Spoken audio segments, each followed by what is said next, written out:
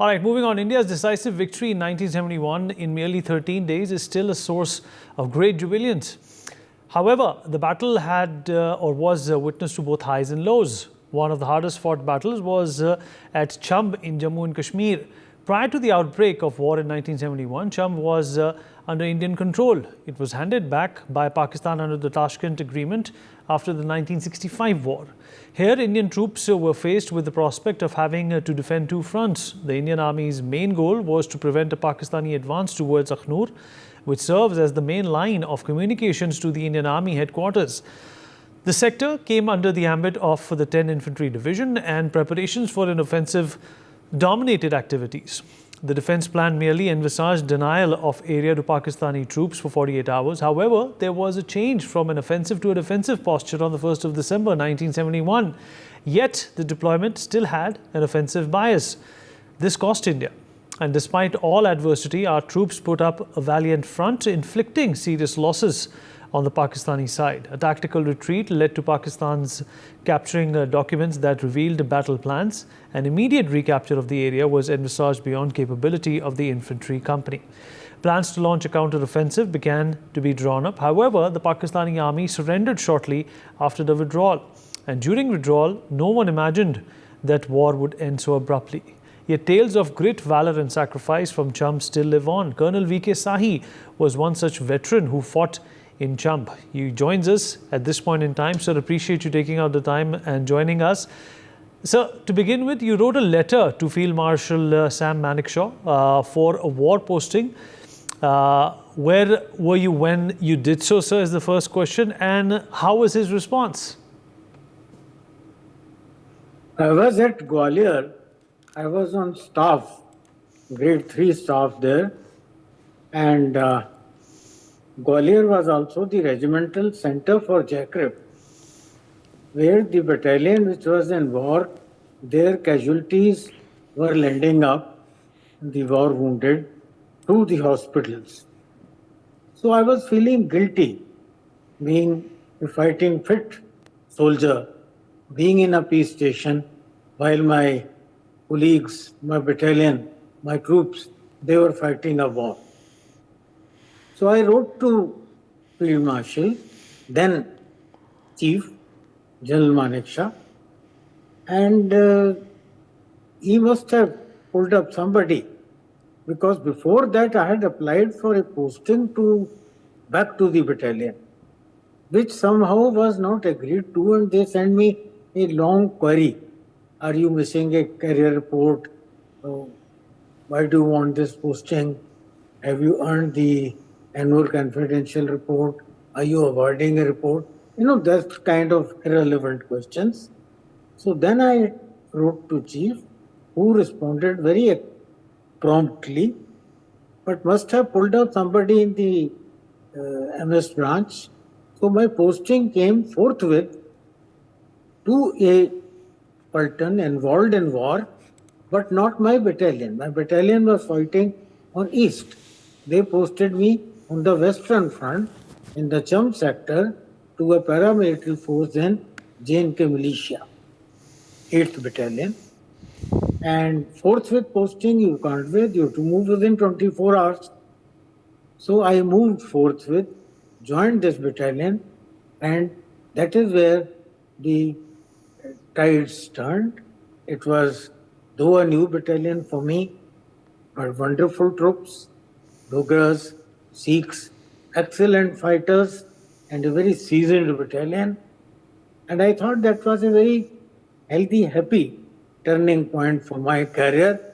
Although initially I felt quite run down that I'm being sent away from my battalion with whom I had trained for war earlier.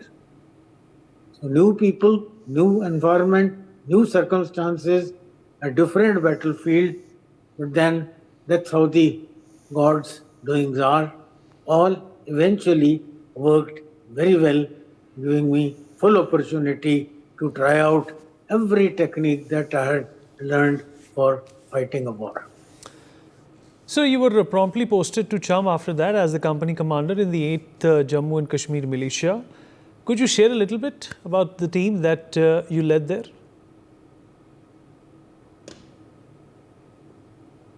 Well, the war was a severe one. Pakistan, having lost face in East and knowing that they are going to lose Bangladesh, tried to attack in the Western Theatre. All our airfields were bombed on 3rd of December at 8:10 to 8:20 in the evening. And it was simultaneously attacks were launched, including on my post at Lalyali.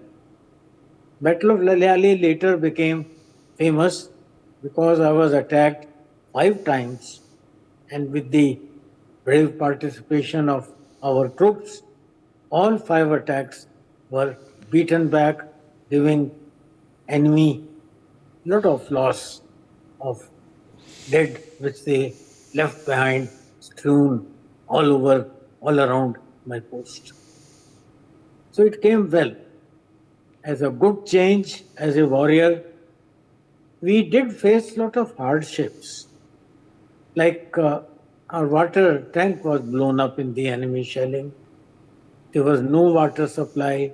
I was cut off from my main battalion because they had captured a feature between my post and my battalion and occupied that. It took some time before we cleared it. So I was getting no supplies. I had plenty of ammunition though, but there was no water. And at some stage, troops were forced to chew leaves. Similar was the situation of another company, and I recall a very interesting conversation between a fellow company commander, Vidya Sagar, and the battalion commander, Jaspir Pal Singh Sandhu. The company commander asked him, "Sir, there is no water. We have had no water." And prompt came the battalion commander's response, "You got plenty of enemy in front. Kill them, drink blood, out." So that was the spirit of war. That was the courage of war. That was the, kind of give the enemy a bloody nose and get through it. Bear through any hardships, bear through anything, and fight and fight and fight for the nation. So that kind of spirit was there not only in the commanding officer, among us company commanders, also down to every man, every troop, every man Johnny was prepared to do his best. And that is probably their doing the best brought us the victory. And so the Pakistanis attacked soon after, despite the war on the Eastern Front. Was there any wind of their attack? Any preparations that were made to counter, or was it, something very sudden? No, in the West, we were by and large taken for surprise. We weren't expecting it here, but then they wanted to probably diversionary attack here to reduce the pressure on the East. Secondly, their aim was to come and cut off at Akhnoor and gain that area of Nowshera, Rajouri, and Punch. Geographically, it was almost as gaining back a area of land equal to Bangladesh, and it would have been better for them to got a contiguous area to West Pakistan extending up to Punch, but that is what their planning was, which was defeated, giving them a bloody nose. And they lost on both fronts. Eastern front, Bangladesh came into being. They lost East Pakistan forever. Western front, they were bashed up, and they left a lot of dead. Eastern theatre is remarkable with their 93,000 prisoners. They surrendered and laid down their arms. Historically, it is the biggest ever surrender of a fighting force. So the death rate, the casualty rate on the enemy in the Western theater was much high. You can assume with that I lost 17 men from my battalion. Enemy left back 84 dead bodies, which we handed them over after the war and after ceasefire. Sir, obviously all wars happen with cooperation, but what was the coordination with some of the other regiments like and the divisions like?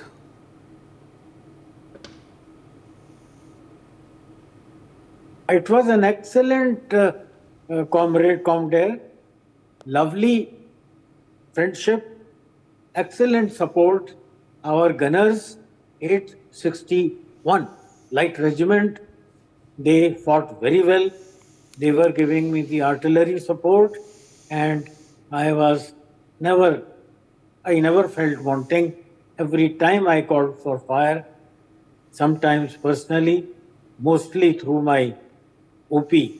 Captain Sahid was there, and Captain IP Singh was there, and both wonderful OPs, and they could always bring down fire where I wanted. So it was a good experience joining them, being with them, and getting the fire support as I required. Sir, I also heard a story that your gun got jammed while fighting the Pakistani soldiers, and yet you went ahead and engaged in hand-to-hand combat. Can you share a little bit more about that? Yes, I must talk about this gentleman, the company commander from Pakistan, a gentleman later I learned was called Farooq Ali. Brave soldier, I must admit that. Soldiers are soldiers. After all, he was doing for his country exactly what I was doing for my country.